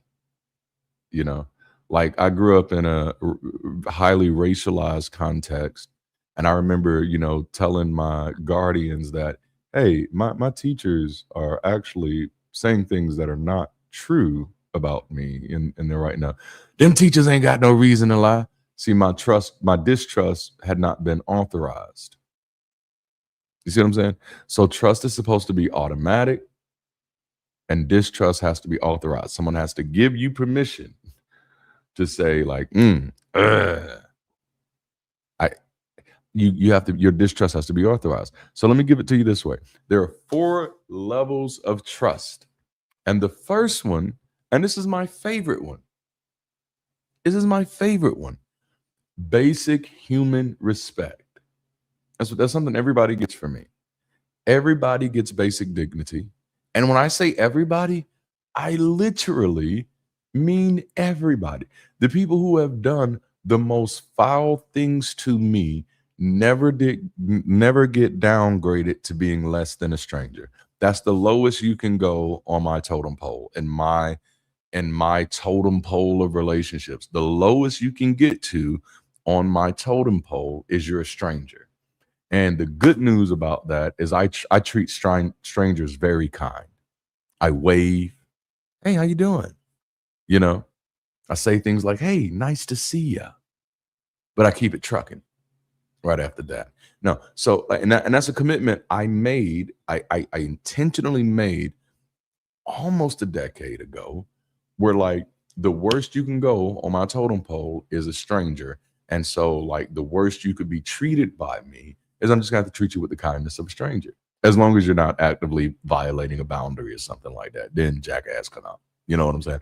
But other than that, try to treat everybody with the kindness of a stranger. That's just like the basic level. What that means is that doesn't mean everybody gets closeness. A lot of people don't get closeness. That doesn't mean everybody get access. A lot of people don't get access. That doesn't mean everybody gets influence. I remember telling my wife a few years ago, I said, hey, if I honestly have to pull this out of the mud, I'm just looking at things mathematically. It's going to change who can come in and get a seat later on. Like there's certain people you can't just show up and get a seat after I've pulled this out of the mud. You're going to have to go through the process. Y'all ain't ready for this. All right. So everybody doesn't get influence. Everybody doesn't get access. Everybody doesn't get closeness. Everybody gets basic human respect. Everybody gets basic human respect. And that means like, I don't have to dehumanize you to have boundaries with you.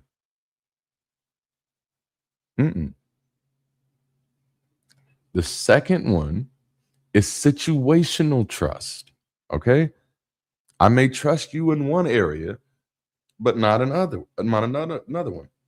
And this is the weirdest thing about parasocial relationships with me. This is the weirdest thing. Because like when you go and you get something done by your mechanic, you never say, man, you are so good at working on cars. Hey, why don't you work on my children too?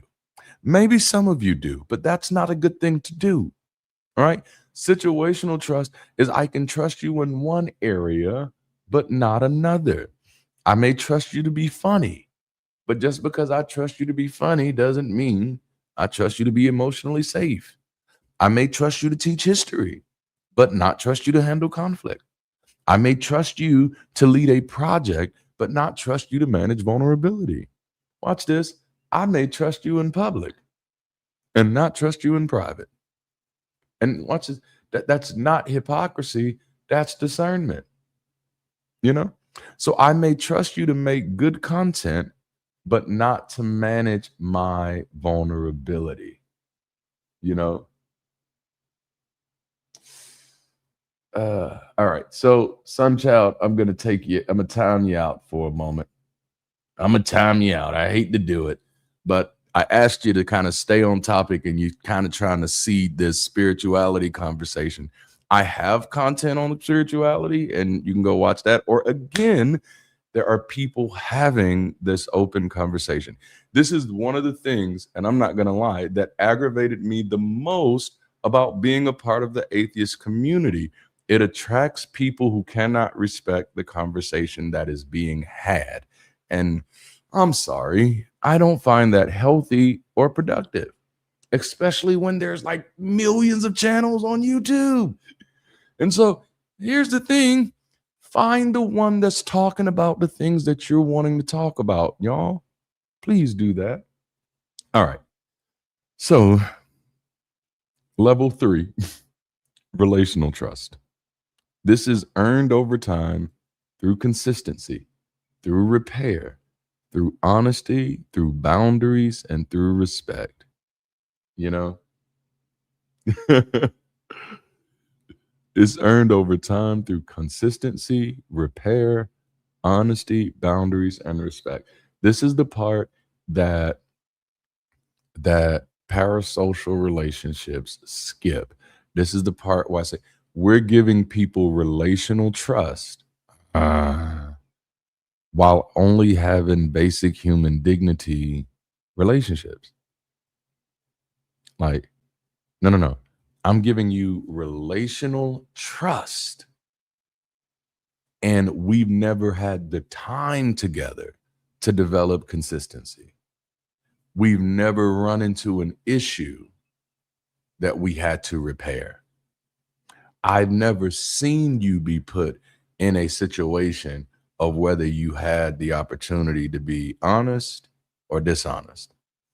I've never been in a situation with you where I've had to ask you to respect my boundaries. And so if I don't have any of those, watch this, I don't have any reasonable reason to trust you at the relational level of trust. I can trust you as a human being to the extent that I can say, hey, hey, hey.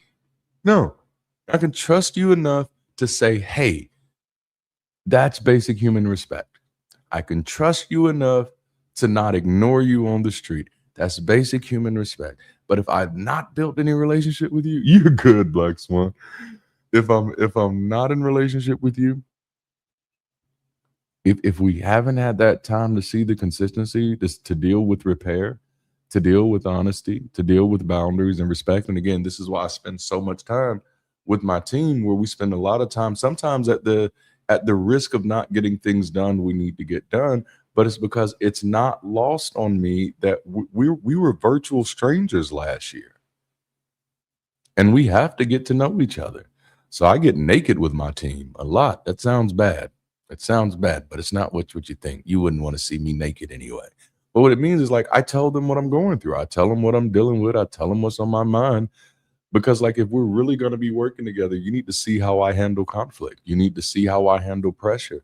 You need to see how I handle tension. And I need to see the same thing from you. Because that's what builds relational trust. It's not chemistry. It's not shared trauma. It's not we both left the same trap. It's not that we hate the same people. Relational trust requires demonstrated care over time. Like I need to see how this grows. And so it is 100% okay not to give your trust away too easily. I trust you enough to shake your hand. I trust you enough to smile. I trust you enough to wave. But beyond that, I can't trust you as far as I can throw you. Time hasn't given me that. Damn, this is good. Okay. And then level 4, structural trust. Okay. Ooh. Okay. This is the place where this is the trust that we place in systems, organizations, platforms, teams, and communities. And structured trust requires more than just good people with good intentions. That's not how structured trust works. It requires process, you know? So, what I decide of whether I trust an institution, whether I trust an organization, I don't decide it by who they invited to speak. I don't decide it by how popular it is. If I'm going to trust a community, I don't decide if I trust the community based off what the main figurehead is saying. You know, it's possible to trust the message and not the mission. No, it's absolutely possible to trust the message and not the methodology. Yeah, no, it's real possible. Y'all don't want to talk to me. No, no. In order for me to trust a community or an organization or an institution, I have to see the processes, because good people don't make communities safe. Good processes do. Yeesh. Okay. Now, good processes require good people, but good processes don't exist just because good people do. All right. So when I decide to trust a community, I'm looking at the processes. How is harm handled? How are concerns investigated? Who protects vulnerable people? Who prevents conflicts of interest? Who has power? Who can be corrected? Who watches the watchers? Because a community without process will eventually default to popularity, proximity, and politics. No, I'm looking at the processes. I'm looking at the processes. That's why in the poll, if y'all have not answered on the poll yet, it's on the screen. What are you waiting on? You put your answer in by putting 1, 2, or 3. What has been harder for you after leaving religion? Is it trusting people? Is it trusting yourself? Or is it trusting communities? And I said, for me, trusting myself has become easier. Trusting people has become harder, and trusting communities has become a non-factor. Because I can't trust a community if I can't trust people. Oh man. Oh, I'm so glad this is helpful. No, I have to be able to trust the people in the community, and even that's not a substitute for trusting the community. Like right now, I think Bridge City is one of the greatest communities on the world. I wouldn't ask anybody to trust it at face value. I'd ask people to come in and help us build it into something that's trustworthy. I hope y'all don't hear me. Okay. So I could give you a few audit questions to ask. You know, we are pretty flipping cool. We are, man. Like I think, and I could be biased, I think Bridge City is just like one of the greatest places, like so far for me, just in the world. I've not seen a place like it. I'm not seeing it. And it's not me that makes it great. It's the other people. I've been saying that for 2 years. That as long as it's based on me, it's never going to be a community, because that's not how communities are built. We got people who joined the community now, they don't even like me. And that's how a community works. You know, like, no, we're not, you don't join a community for the mayor. I mean, that's a cherry on top for sure, maybe, depending on how your municipality is set up. You join a community for the benefits of the community, for the bingo hall, for the shopping opportunities, for the educational opportunities, for the networking, for the relationships. Oh man, that's community. So, as a sort of a trust audit, and I should have just dropped this in the chat, but like before I trust a person, before I trust a group or a community, is can I answer these questions, right? How do they respond when questioned? How do they treat people who leave? That's the biggest one. And some of y'all, this is gonna piss y'all off about me, okay? Because I think Bridge City, we do to me, just to me. And again, I'm biased. I think we do an incredible job when people want to leave. If someone messages us, and I think it sometimes gets under people's skin. If someone messages, say, "Hey, I think I made the decision that this isn't for me," I never try to change people's minds, and that comes from my pastoring days. Comes from like where I realized, like, nah, that's more ego than anything else. That in order for the invitation to always be open, it needs to always be open, which means a person can always say, "No, I don't think this is good for me. I don't think this works for me." And if that happens, what we want to be able to say is, "Hey, I'm glad you spent some time here and the door is always open if you ever want to come back." What we're not going to do is spend a whole bunch of time saying, "Hey, PS, this person left our community and they suck," which I see a lot of that happening in the atheist phase. No, how do you treat people who leave? How do they handle allegations of harm? Do they protect people or do they protect reputations? Are boundaries respected or are boundaries punished? How do they handle no? Can you just handle a no? Can you handle a I don't see it that way? Well, everybody has to see it the way that I see it. And this isn't a community. This is a dictatorship. This is fascism. Is disagreement allowed without social exile? Are leaders accountable to anyone, watch this, besides their friends? Do they confuse loyalty with truth? This is a big one for me. Do they use private information as a weapon? Please don't do that. Don't send me somebody's private information saying, "See, look, this is who they really are." Because at that moment, it's going to be hard for me not to see you as a middle schooler. It's going to be hard. I'm just be like, "What? Am I back at James Madison Middle School? Am I back at Carver Middle School? Am I back at Girard Middle School?" I told you I went through a lot of schools, okay? Dysfunctional family. Oh, that 1 in 3, it'll get you. It'll get you. Man. And do I feel more free, more honest, or more whole here? Or do I feel more anxious, more performative, and more afraid? And one of the things, like, and I've shared this before, it's not a secret. Like I resigned from one show just because they were using the phrase "we" too much. I don't know, I pick up on little stuff like that. Well, we all think, well, we are, and I'm like, oh, we. As far as me, I ain't never had this conversation with y'all about this. And so to me, that type of language it's already letting me know, like, no, if anybody doesn't agree, this is your cue not to say anything because this is something that we all agree on. And I'm like, oh, that's not a community that's making space for differences. Like, you're not even making room. You're making the assumption.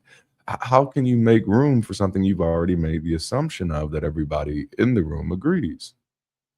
And that's why I'm always a little, like weary-eyed when people say, look, what we really want is diversity. And I'm like, you don't want diversity. You want people who look different but behave culturally the same. Yeah. You want people who can appeal to different audiences, but culturally they have the same aesthetic as you. Yeah. And so the question does this community make me more whole, or does it make me more managed? Are they giving me opportunity, or are they just managing me? And when you hear me talk about the vision of Bridge City, it's mainly talking about trying to find a way to create space for people, to create opportunity for people, right? So you don't you don't you don't rebuild trust by trusting everyone. And this is probably the best place to wrap this up. You don't rebuild trust by trusting everyone. You rebuild trust by trusting yourself to move slowly, giving yourself permission that I don't have to make the jump to trust just because other people do. It's breaking the power of FOMO, the fear of missing out. You know, trust should have a speed limit. I'm trusting too fast. Let me slow down. I don't have enough information to trust. I, I I don't know you like that. Like, and that's like that's the real. That's the real. That's life. Give yourself permission to trust slowly, to trust at your own pace, to trust with your own space, you know, to trust in your own timing, and trust me when I say you're gonna get it wrong. That's okay. Um, I think we all do at some point, but it's trusting yourself to be able to say, even when I do get it wrong, even when I thought that I shouldn't have trusted here, and I actually should have trusted, I now have that lesson learned. Okay. And I think that's the most important thing. You have to trust yourself to go through the ups and the downs. You have to trust yourself to navigate life, knowing that sometimes you're going to get it wrong. But if you do not build that muscle of trusting yourself, you're never even going to learn what trusting yourself really requires. So let me leave you with this. After religion, you're not wrong for wanting to belong. You're not wrong for wanting community. You're not wrong for wanting people who understand what it cost you to leave. You're not wrong for wanting a soft place to land. That's literally why we do the work that we do with Bridge City. But I do need you to hear me clearly. A soft place to land still needs a solid foundation, because if the only thing a community gives you is belonging without boundaries, acceptance without accountability, certainty without curiosity, and family language without repair, then eventually that place can become another version of what you escaped. And I don't want that for you. I don't want you to leave one high control system just to be managed by another one with better language. I don't want you to leave borrowed certainty in religion just to borrow certainty from your new tribe. I don't want you to leave a church that told you who to fear, who to trust, who to avoid, and who to obey, just to join another community that does the same thing without saying God. Because freedom is not just leaving the building. Freedom is learning how not to rebuild that building inside yourself. So rebuild trust, but rebuild it with wisdom. Trust slowly, trust specifically, trust behavior over branding, repair over reputation, patterns over promises. Trust people who can be questioned and who are willing to sit with those questions. Trust communities that can tell the truth about themselves. And most importantly, trust yourself enough to pause before handing someone access to the parts of you that religion already wounded. You're allowed to be reasonable with your trust. Like That's the big takeaway that I want everybody to leave this place with. You're allowed to be reasonable with your trust. You're allowed to say, I think I need more time. You're allowed to say, I think I need more information. You're allowed to say, I care about you, but I'm not giving you that level of access yet. You're allowed to say, I left one system that demanded my trust without earning it, and I'm not going to do that again. That's not bitterness. That's growth. It's not cynicism. That's wisdom. It's not isolation. It's agency. And that's a part of what it means to rebuild your life after religion. Not just to build, not just to believe something different, but to belong differently, to trust differently, to love differently, to live differently. That's the responsibility that all of us bear, is that if we really want to be committed to better, we all have to be committed to doing something different. Because if we continue to respond to things the way that we have responded in the past, we will only recreate more of the same. So my thought is, in rebuilding trust after religion, the place that you're going to have to start with is learning how to trust yourself and give yourself that space to get it wrong, no matter how much somebody else tries to make you live under their borrowed certainty.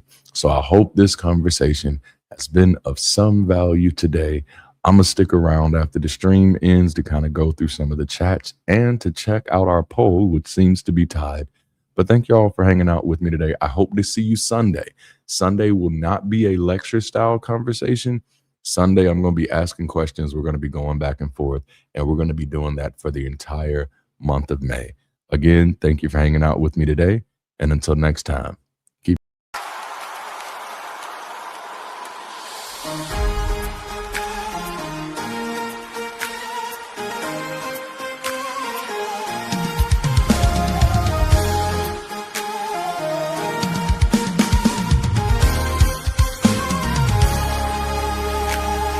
Made it through hunger, you made it through pain, you made it through drought, and you made it through rain.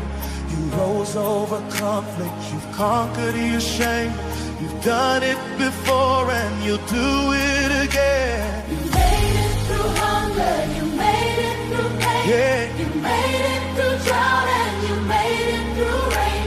You rose over conflict, you conquered your shame. Yeah. You've done it before and you Do it again. There is nothing that can ever take your place, 'cause you made it. You are one of us, this global human race.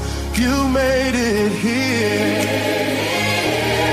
There is nothing that can ever take your place. 'Cause you made it here. You are one of us, this global human race. You made it here. You made it through darkness, you made up your mind. Yeah. You dealt with the hardest of times. Oh. You're finding your joy now and learning to shine. Oh. Enjoying your voice and reclaiming your time. Again, you Made it through darkness, Yeah. made up your mind. Yeah, yeah. You dealt with the hardest of times. You're finding Finding your joy, your joy now. learning to shine. Enjoy. Enjoying your voice and reclaiming your time. There is nothing that can ever take your place. You made it here. You are one of us, this global human race. You made it Yeah. here. There is nothing that can ever take your place. You made it here. You are one of us, this global human race. You made it Yeah. If you know that you made it, Hey, come on, stand up and say it. hey. If you know that you made it, don't let them hold you back any longer.